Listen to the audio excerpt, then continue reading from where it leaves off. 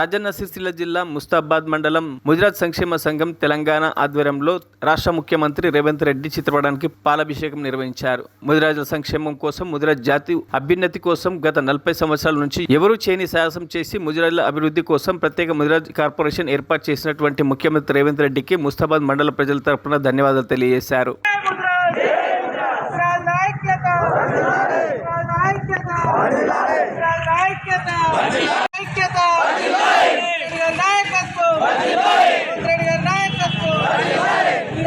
Corporation కల్పించిన రేవంత్ రెడ్డి గారి నాయకత్వం, కులస్తుల కార్పొరేషన్ ఇచ్చిన రేవంత్ రెడ్డి గారి నాయకత్వం.